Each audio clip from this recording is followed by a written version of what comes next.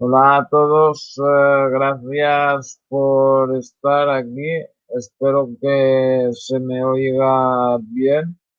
Y bueno, pues vamos a hacer este hangout con Pascal sobre alguien que él conoce, el tema de Carl Jung. Y pues bueno, Pascal, cuéntanos un poco quién fue Carl Jung. Bueno, Tomás, muchas gracias por, bueno, compartir conmigo acá en tu canal, dejarme participar acá con todos tus suscriptores, tus seguidores, etcétera. Y bueno, en realidad es una muy buena pregunta. Carl Jung fue un psiquiatra, un psicólogo y también un escritor suizo. Él nació en 1875 y murió en 1961.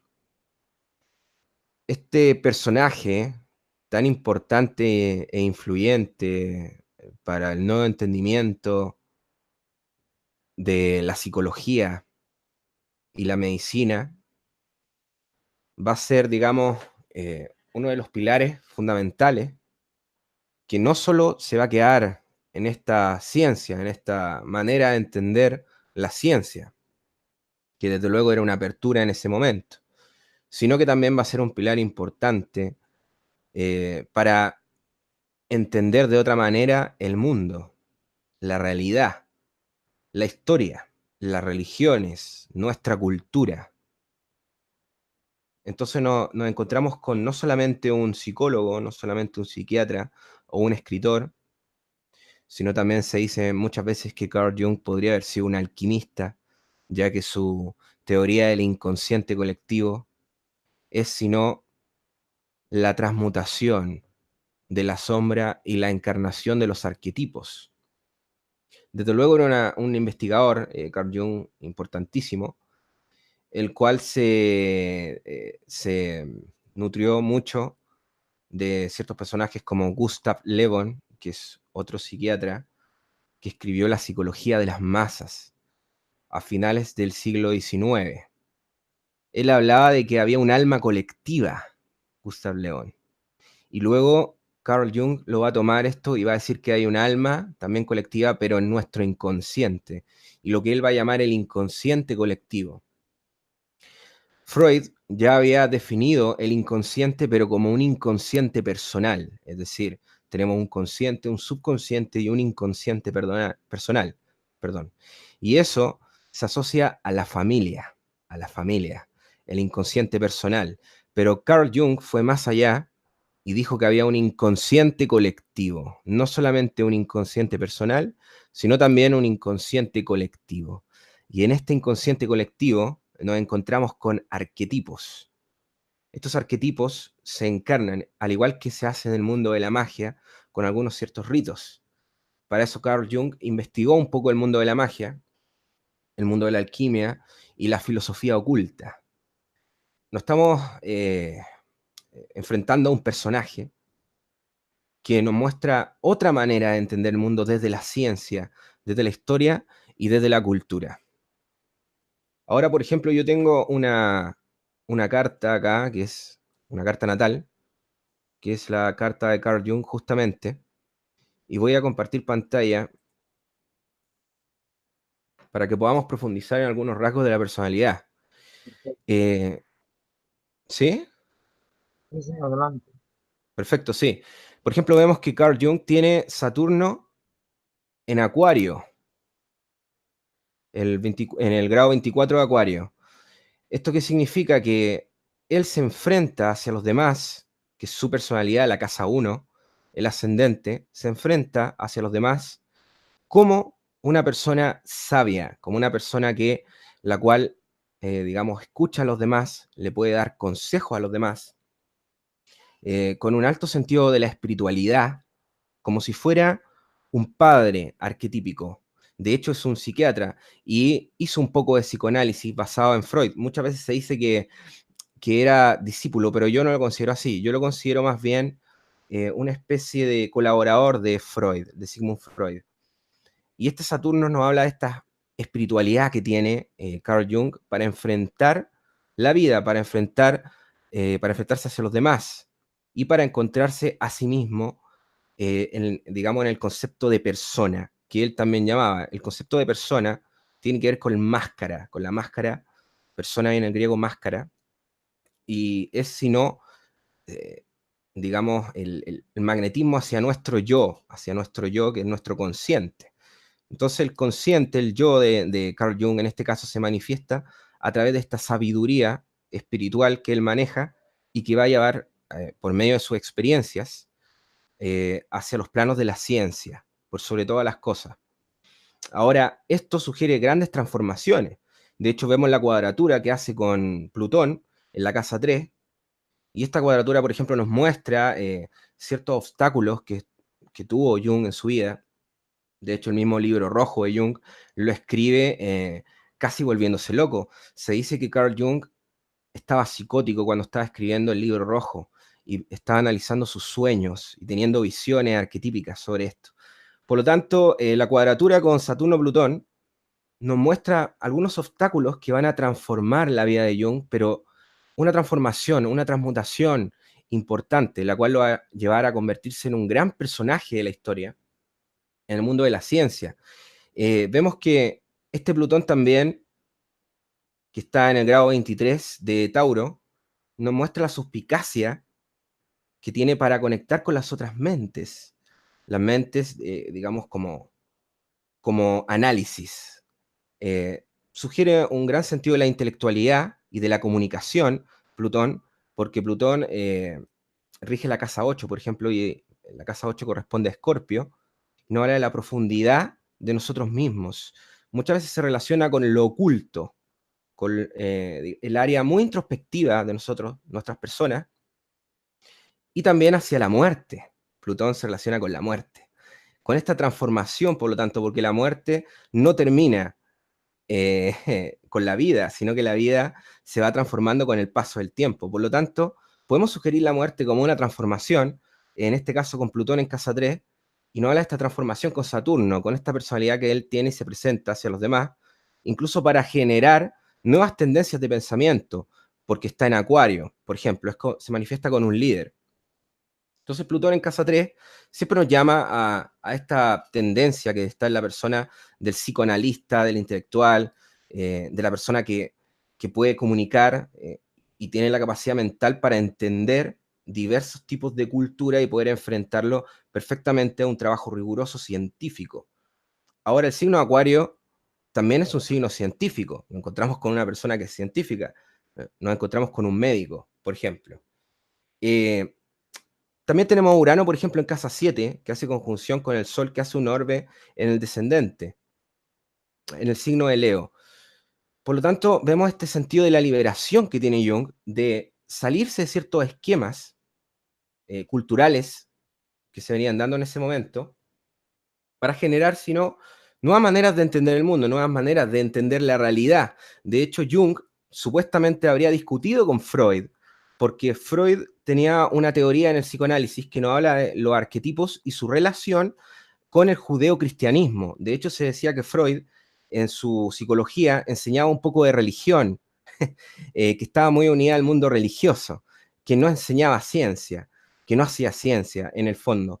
Siempre se ha dicho eso de Freud, y Carl Jung discutió incluso esto con Freud, justamente por la idea de la relación del mundo arquetipal que existe en la religión judeo-cristiana. Que esto podemos profundizar en esto luego. Entonces, Carl Jung se sale de esta visión de Freud y arma su propia ciencia, su propia manera de entender la psicología, se dedica a la investigación, y aquí tenemos la influencia de Urano, este pensamiento científico. Urano es el planeta que rige Acuario, que está aquí al contrario, en el ascendente. Entonces el pensamiento científico que quiere romper con todos los esquemas y con esta visión fanática que estaba puesta en la ciencia y quiere hacer verdadera ciencia, verdadera investigación. y más en el signo de Leo, por sobre el signo de Acuario. Es decir, él se presenta como alguien que innova frente a la humanidad, frente a la sociedad, que es Acuario, que es el humanismo, y Leo, la monarquía, lo que está arriba, ¿no? Él se presenta como alguien que genera un cambio social y un personaje importantísimo que nos va a crear una serie de visiones que marcan la cultura actual. Si no fuera por Carl Jung, por ejemplo, yo creo que la interpretación de los sueños no sería tan fuerte como es hoy en día. Él genera una influencia cultural gigantesca en la interpretación de los sueños, por ejemplo, o esta idea de que la mitología o las religiones en realidad no es solamente fantasía, sino que vale la pena investigarla, vale la pena releer, reinterpretar lo que son las sagradas escrituras desde otra mirada, no tan materialista, porque si hay un sentido trascendente y profundo en esto. Carl Jung indagaba mucho en eso. Por ejemplo, tomas un segundito, ya voy a terminar. Por ejemplo, tenemos este Neptuno que hace cuadratura con el ascendente. Nos habla justamente de esta visión espiritual que tiene Carl Jung, mucha espiritualidad, tanto al punto que el tipo pasó, digamos, por un nivel de psicosis, lo que él llama una psicosis inducida, autoinducida. Él quería volverse loco para sentir y vivir, experienciar lo que era estar loco, y de esa manera tener las visiones y poder investigar estas visiones y generar algo mucho más trascendente e importante. Entonces encontramos con esta visión al misticismo que tiene Carl Jung, por ejemplo, muy exacerbada, hasta el punto que le puede llegar a tener problemas con su persona, incluso tener riesgo de volverse loco, que justamente eso es lo que pasó. Y eso dio como resultado uno de los trabajos más importantes de la historia, que sería el Libro Rojo, curiosamente. Los nodos que nosotros vemos acá nos hablan de los karmas. Dentro de la astrología kármica se sabe que uno juega con las vidas pasadas y la vida que uno está viviendo en este momento. Es curioso que Carl Jung justamente habla sobre el karma, sobre nuestro inconsciente colectivo y sobre cómo los arquetipos retoman de nosotros y nos entregan un karma. Entonces es curioso que justamente aquí tenga el nodo norte en Aries y el nodo sur en Libra.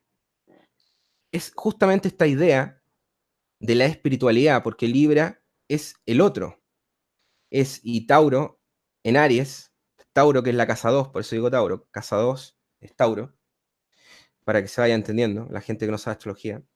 Tauro es la idea de el resguardo, del hogar, de cómo nosotros obtenemos ciertas cosas y nos identificamos con eso que obtenemos, porque pasa a ser nuestra personalidad, cómo nos resguardamos y nos damos ciertas atribuciones y posiciones para sentirnos mejor en el mundo.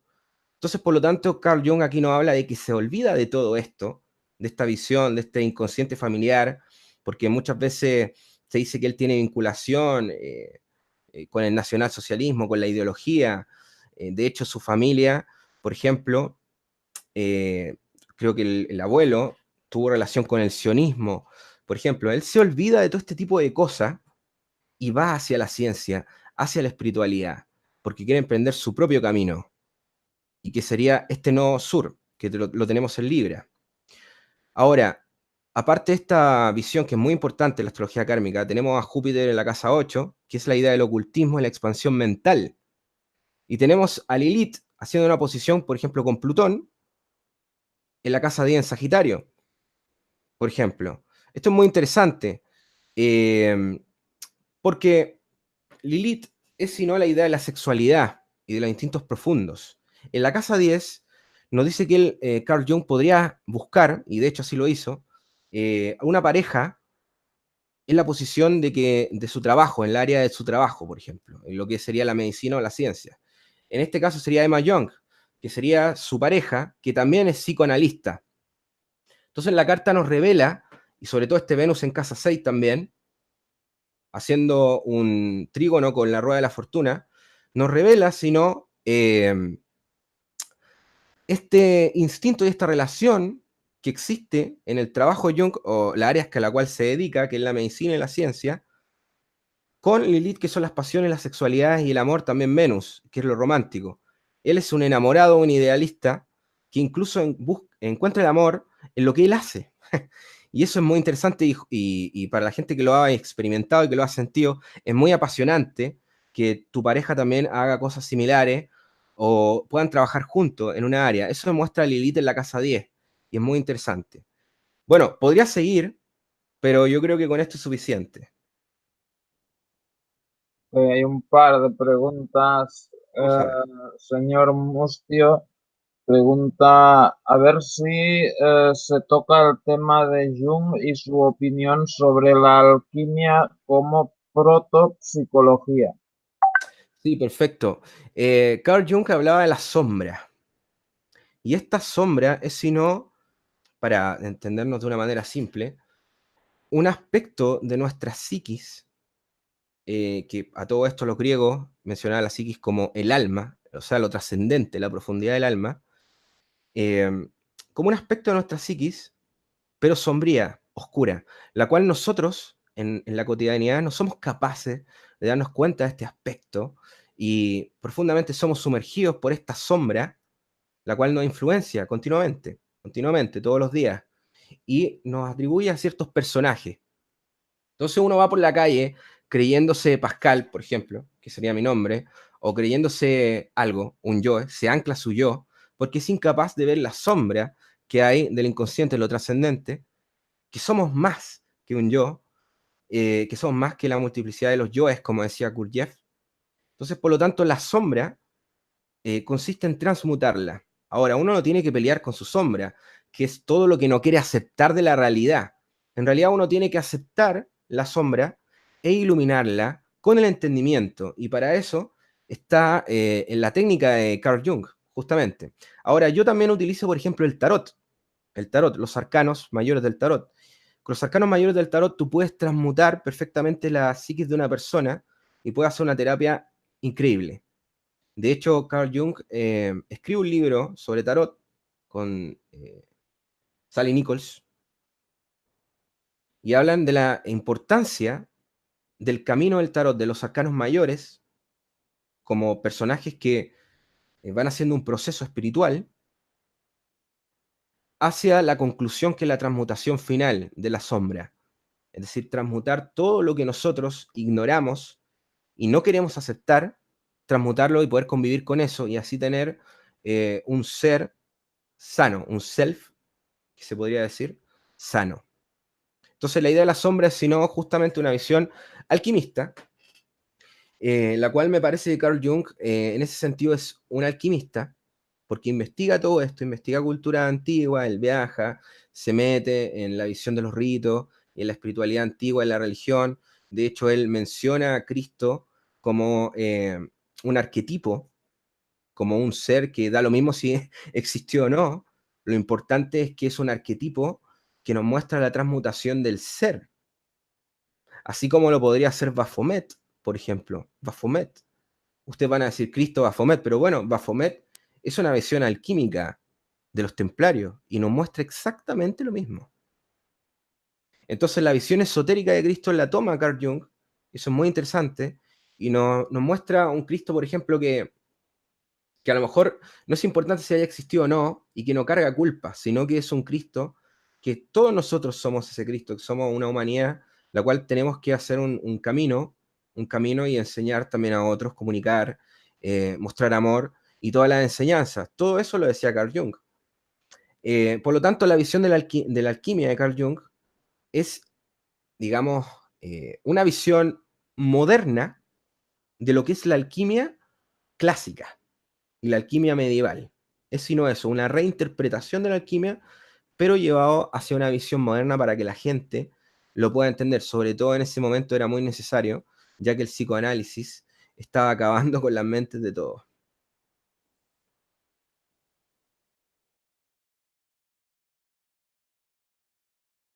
Ok, ahí pregunta también el señor Mustio que digas algo más sobre la opinión de Jung sobre el nacionalsocialismo. Bueno, sí, es interesante esto. Lo que pasa es que él fue presidente del Departamento de Psicología en Alemania en el momento que estaba Hitler. Entonces, como que él no se retira, no se rehúsa a participar de algo así. Por lo tanto, a él se le toma posteriormente como que pertenece al grupo de los nazis. Pero en realidad solamente él estaba haciendo su ciencia, estaba haciendo lo suyo, sin importar eh, el paradigma político que estaba ocurriendo en el mundo. Y que me parece notable, totalmente honesto. Aparte que hay mucha manipulación en esto de la Segunda Guerra Mundial. Por otro lado, también Jung criticaba a Freud, y Freud tiene un psicoanálisis que juega con los arquetipos, con el mundo de los dioses, y hace una relación con esto, con la sexualidad. Entonces los arquetipos del mundo judeo-cristiano y genera una teoría de psicoanálisis con esto. Y Carl Jung se da cuenta de esto y lo critica en sus libros. Entonces decía que el inconsciente colectivo ario no era el mismo inconsciente colectivo de hebreo, se podría decir, para decirlo en términos, digamos, simples. Entonces, por lo tanto, la relación del hombre judío en realidad no es la misma del ario con la divinidad. Y esto lo toma, por ejemplo, Miguel Serrano, que es un esotérico que habla del nacionalsocialismo.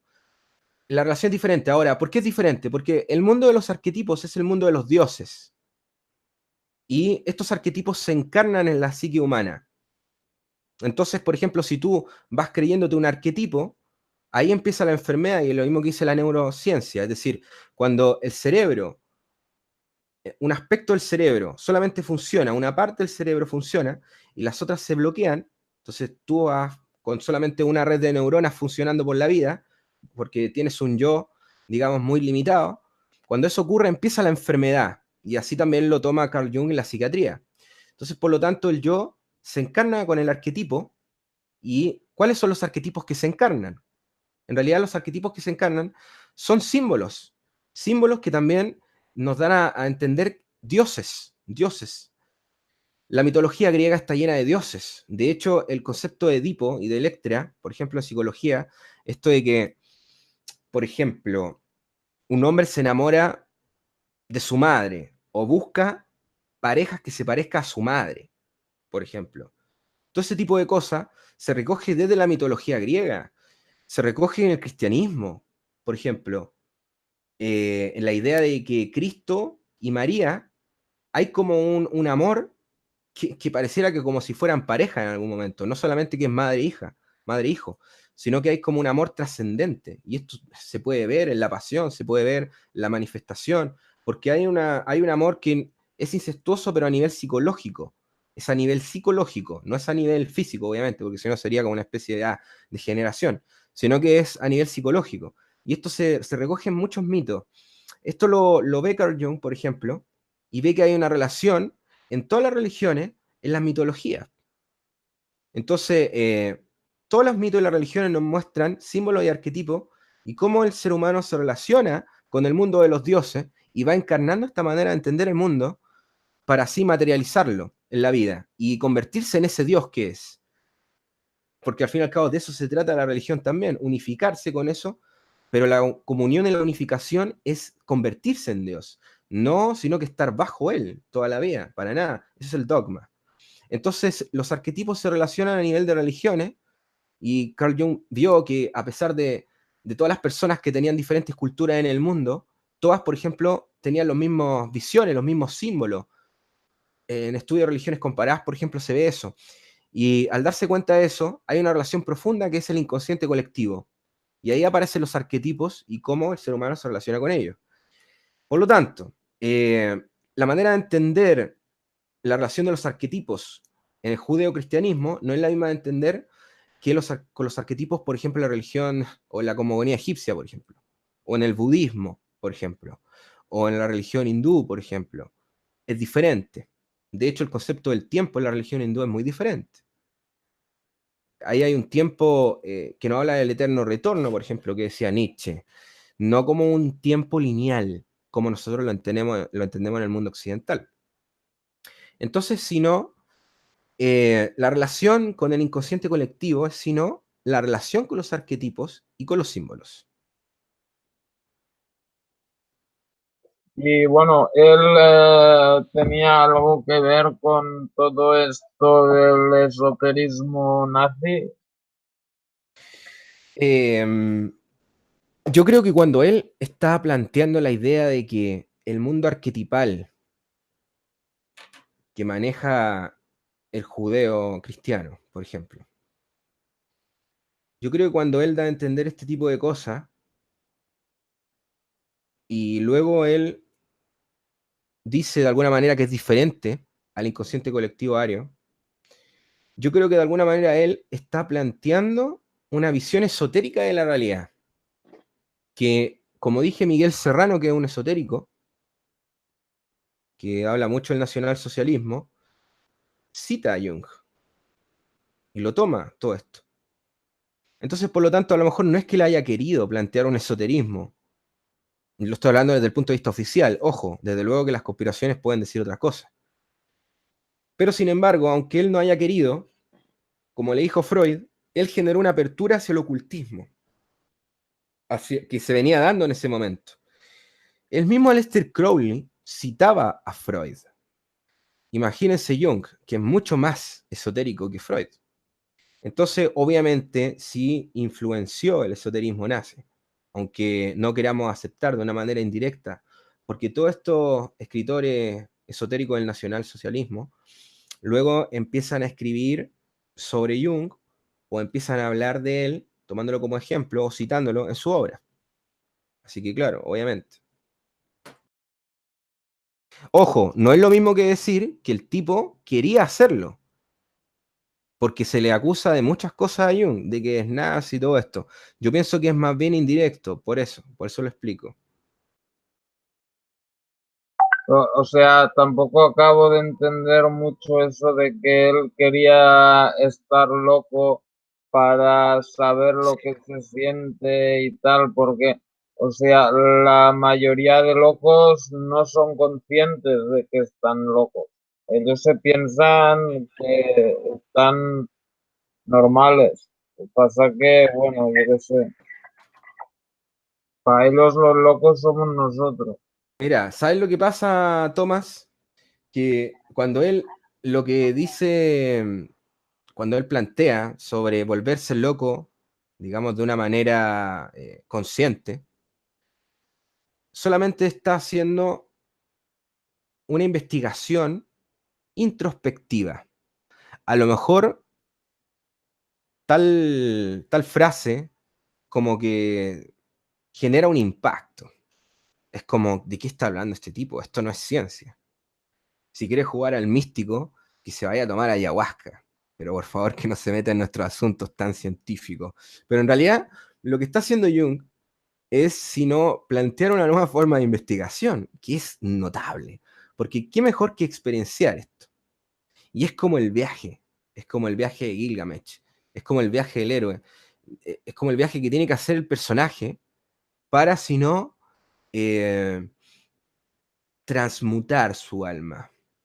Entonces el libro rojo es el viaje que hace Jung hacia la conexión con el alma y con la fuente, con este mundo divino, y por lo tanto él tenía visiones, que para los demás son alucinaciones, porque estamos en el materialismo, pero sin embargo estas visiones le expanden la conciencia al tipo, y escribe unas cosas pero increíbles. O sea, hay que recordar que Jung también fue el primero en introducir el tema de la ufología a la ciencia. Ojo, él escribe sobre cosas que se ven en el cielo. Creo que en el año 55, tal vez. Sí. O creo que un poquito antes, tal vez. Pues más o menos por ahí. Sobre cosas que se ven en el cielo. Que es, yo considero el primer libro de ufología científico, donde él analiza, y de hecho Jacques Vallée lo va a tomar como ejemplo luego. Él analiza la ufología desde un punto de vista mm, más coherente de cómo se tenía en ese momento, que era solamente superstición. ¿No? El tipo dice, bueno, hay que investigarlo, hay que analizar a la gente que tiene contacto, hay que ver de qué se trata, Esta idea, por ejemplo, de que como los arquetipos van cambiando, los extraterrestres pueden ser los demonios de la antigüedad, eso también es una visión junguiana, claramente.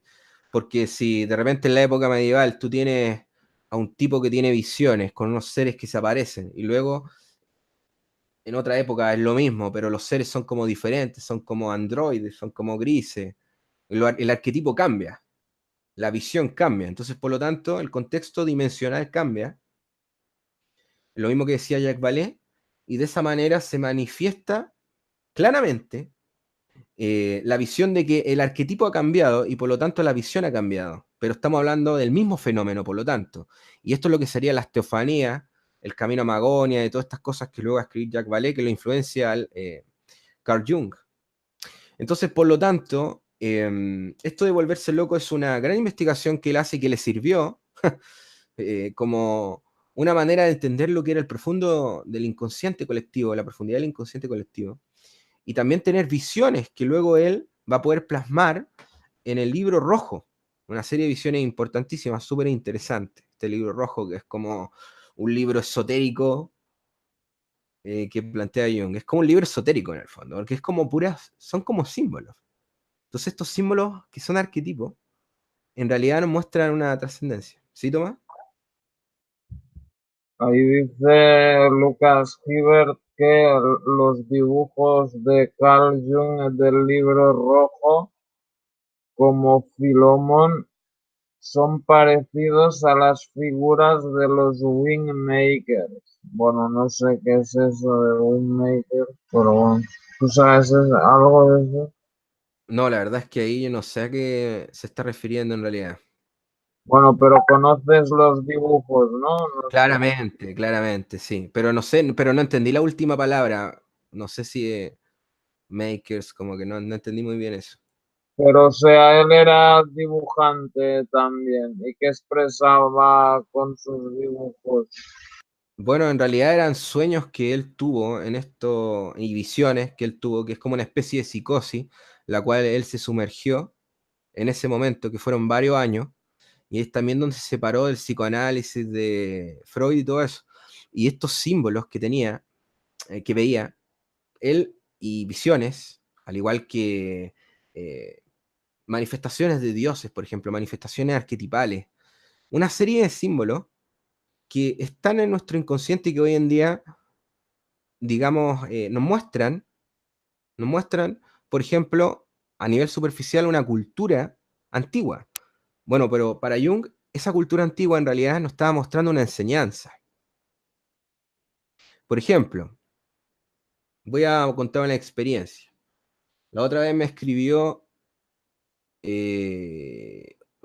alguien ya por WhatsApp y me dice, tuve un sueño después de ver un video con una criatura que se aparece que se hacía llamar Abadón, algo así, Abadón. Luego lo puedo escribir ahí en comentarios, en el chat exactamente todo. Abadón. Yo le digo, ah, ya, mira, está bien, mira, interesante. Empezamos a buscar y en realidad la entidad se hacía llamar así y creo que hay un elemento alquímico que se llama así, algo relacionado a la química. Pero luego ahí, buscando más, al parecer este personaje pertenece a la mitología celta. Interesante. Entonces, en realidad él tuvo contacto con un dios de la mitología celta. Y curiosamente había estado viendo un video, no me acuerdo qué video, pero tenía como relación con eso. Entonces, uno puede decir, ah, no, tú te estás volviendo loco, ¿no?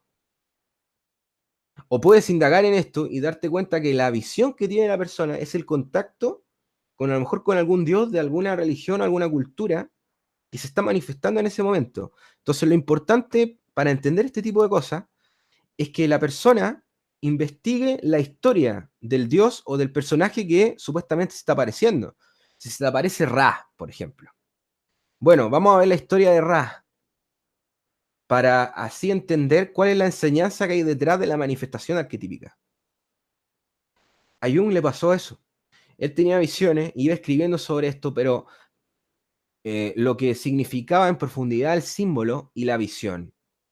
Y que me parece, aparte de interesante, muy sano. Porque no hay por qué discriminar la visión que pueda tener una persona, ya que es un camino personal y a lo mejor no está hablando de algo importantísimo del periodo histórico de la humanidad.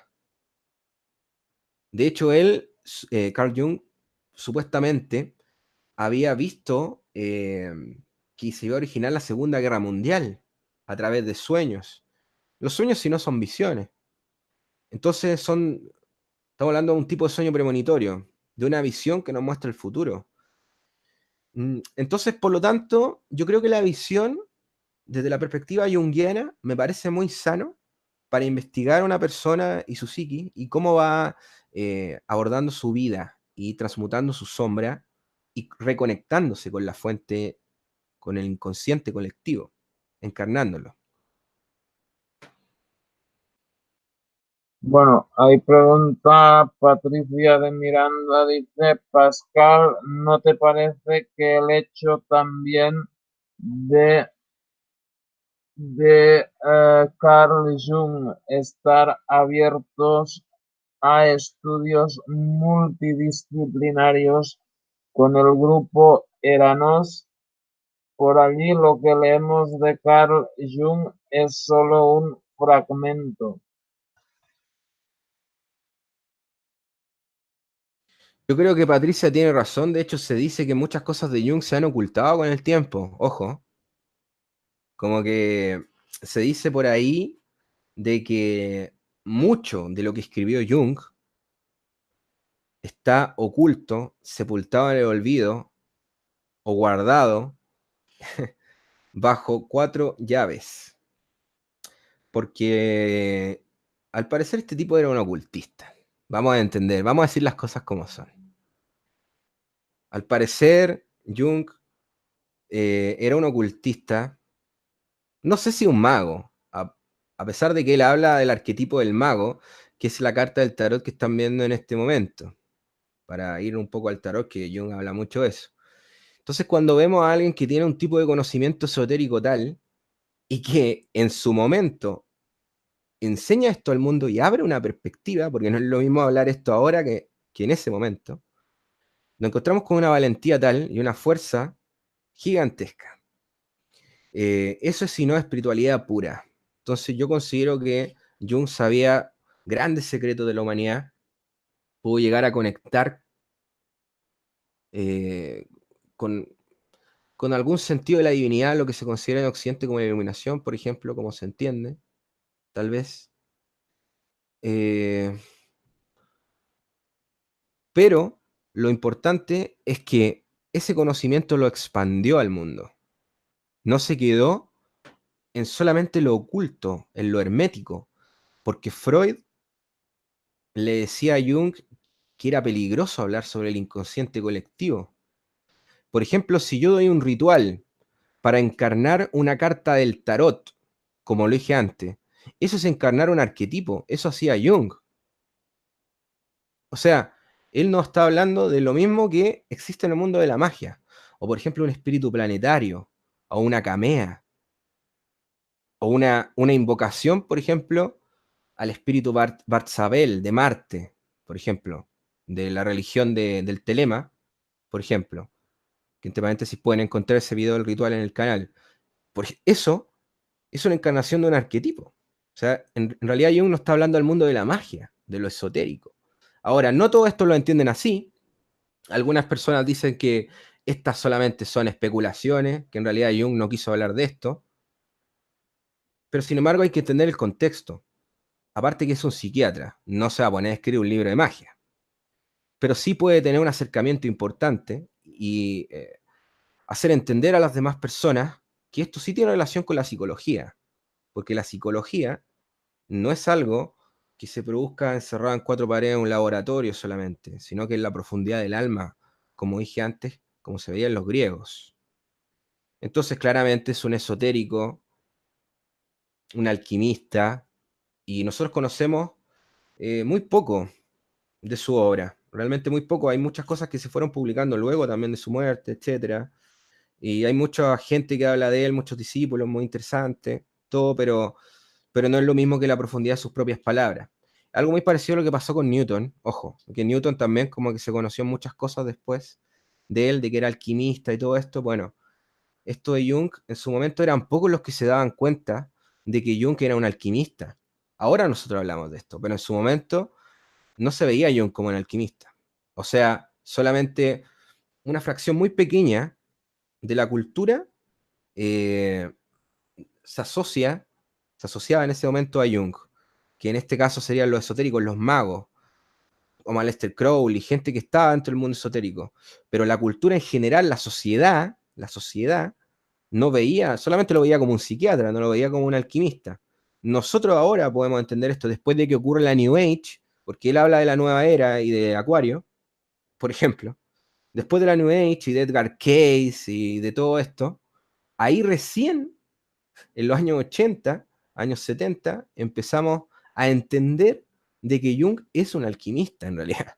Y ahí uno puede darse el derecho de darse tergiversaciones, interpretaciones esotéricas. Sin embargo, en su momento no se tenía esta visión del tipo. Solamente era un tipo que era psiquiatra, que había tenido unas confrontaciones con el mundo científico, que tenía una teoría bastante novedosa, pero que no pertenecía al mundo esotérico, al mundo de la magia, al mundo de la espiritualidad, al misticismo, para nada.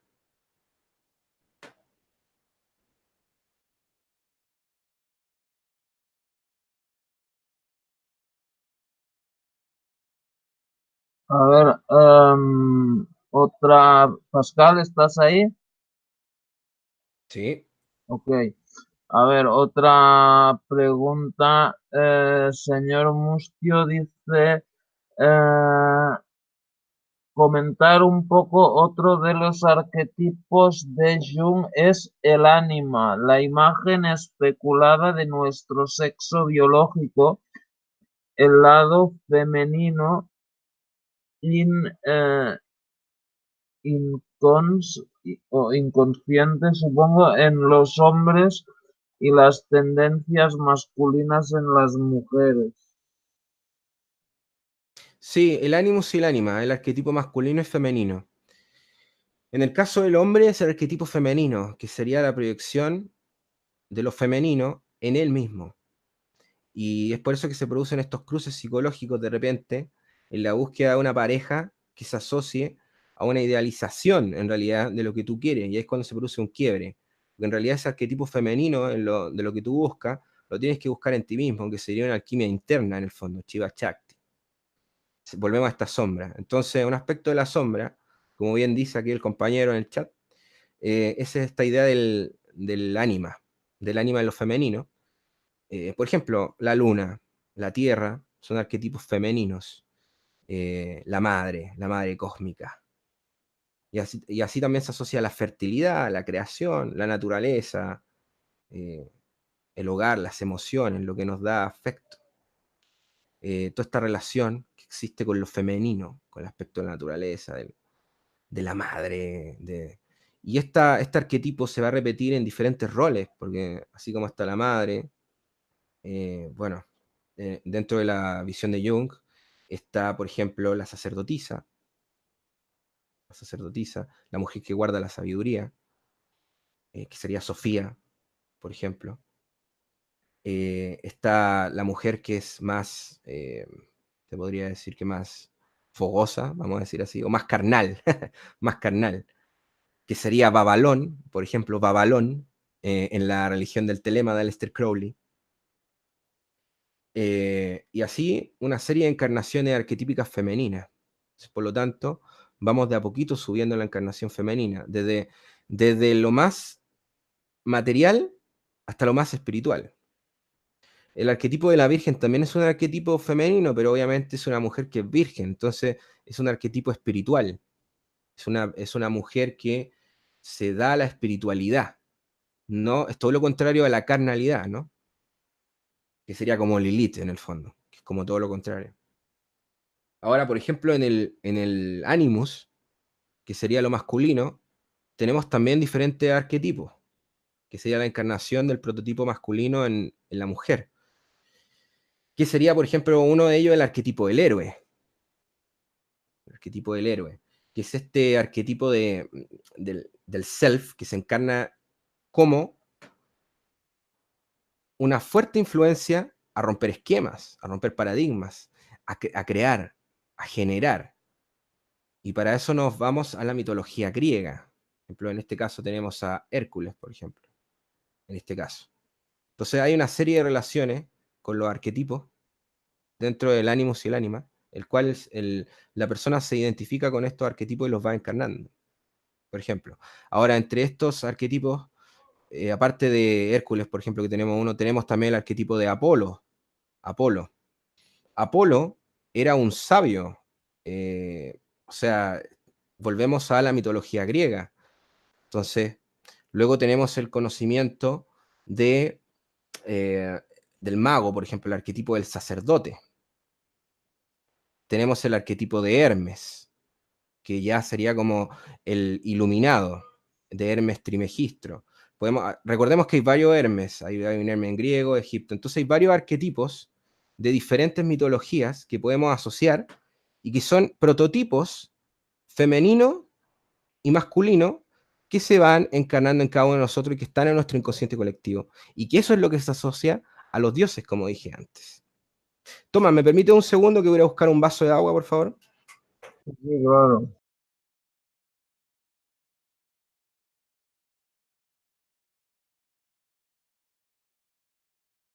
Bueno, saludos para todos los que habéis ido llegando a la emisión a lo largo de la misma. Vladi, Patricia de Miranda, The Punisher, señor Mustio,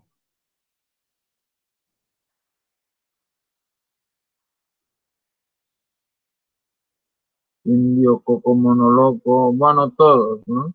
Y bueno, ya que estáis aquí, pues también os quiero recomendar el canal de Pascal, ¿no? Que se llama Archivos Aether. Ahí él pues trata un poco de todo, ¿no? La astrología, música, teosofía, la magia,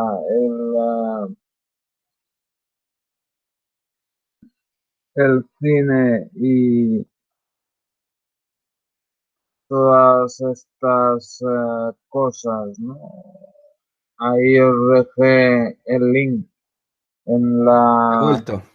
en la Bueno, descripción. como iba diciendo, perdónenme, como iba diciendo, hay diferentes arquetipos. Tenemos a Sofía, tenemos a Afrodita, por ejemplo, el contrarrestante. Sofía es la sabiduría y Afrodita es todo lo contrario, ¿no? Se asocia a Venus, se asocia a lo romántico, al carpe diem, a la sexualidad, al amor, Afrodita. Entonces son diferentes arquetipos femeninos que están en el inconsciente y que se van encarnando. Ahora, por ejemplo, si tú tienes una carta natal mal aspectada, por ejemplo, hoy día conversaba con una chica que tiene Venus en casa 12 y según ella lo ha pasado malísimo en el amor. Bueno, algo a Venus. Encarnemos el arquetipo de Venus, ¿ok? Lo encarnamos tut, tut, tut, y ¡pa! Magia. ¡Tatán! Ocurren cosas en la personalidad de esta chica. El cerebro empieza a cambiar, empieza a haber otra disposición en la realidad y cambia. Eso se llama transmutación, transmutación alquímica. De hecho, se hacía antes con planetas, con metales, y lo podemos hacer también con las cartas del tarot y con rituales. Entonces, por lo tanto, esta visión de los arquetipos es un profundo sistema alquímico de transformación y de autorrealización del ser, que eso es lo importante.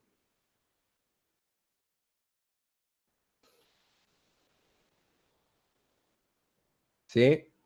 A mí lo que me llama la atención, una cosa que, o Dime, a ver. sea, él, al principio, él y Freud eran amigos. Ellos colaboraban, tenían correspondencia y todo. Ajá. ¿Por qué se produce este desencuentro entre los dos? Mira, por ahí hay un escrito donde supuestamente Freud habría llamado antisemita a Jung, supuestamente. Eso supuestamente lo dice Jung.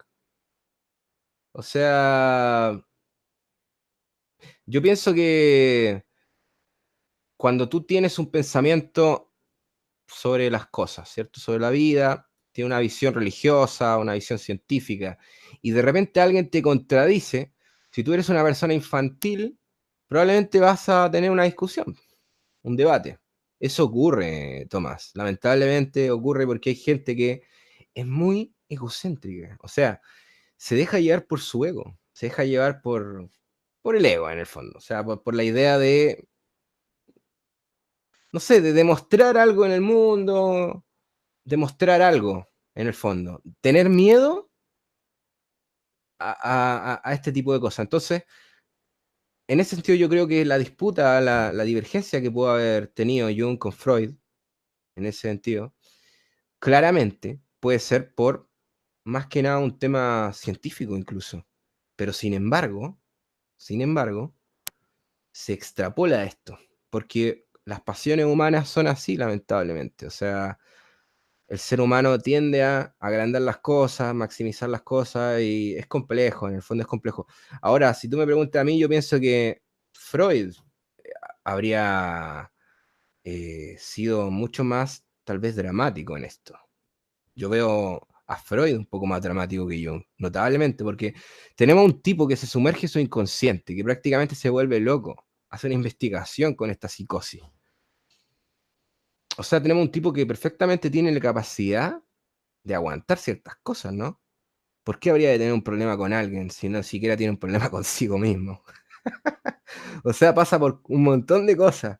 Yo creo que alguien así no creo que guarde algún rencor. Pero sin embargo, Freud, yo creo que más va por ahí. Por haber separado de su grupo, haberlo contradecido, por ejemplo, y de ir contra su postulado científico, por ahí yo creo que va el conflicto entre los dos. Si a mí me pregunta, esta es mi opinión. Ok, pues no sé, a ver, llevamos ya casi No te preocupes. Sí. una hora, que es más o menos el tiempo que tenías, pues no sé, ¿hay algo más que quieras decir sobre este Zoom antes de terminar? No, está bien porque tú también tienes que ahora, no sé, estar en el canal de otro compañero que tú me mencionaste por Pero ahí. esto al final es dentro de una hora. Empiezo a las 2 de aquí de Europa. Ah, bueno. ¿Quieres decir algo más adelante? Pues nada, estoy aquí con visita, de hecho. Me gustó mucho esta charla, me gusta hablar de cosas que son importantes para la humanidad. Nos quedan muchas cosas sí ahí, porque Jung habló de tanto. Habló no solamente de la cultura, de los arquetipos, del inconsciente colectivo. Recordemos que él también practicaba hipnosis. Habló de un montón de cosas, de la nueva era, por ejemplo, la influencia de Acuario y todo esto. Pero sin embargo, yo creo que estuvo bien, que con una hora basta. Y agradezco a toda la gente que ha escuchado esto, que lo va a escuchar también en diferido. Siempre es bueno estar acá en tu canal, Tomás. Veo tus programas y de repente me quedo muy pegado escuchando y otras me río mucho. Pero siempre es bueno, así que muchas gracias, Tomás. Y bueno, también quería decir que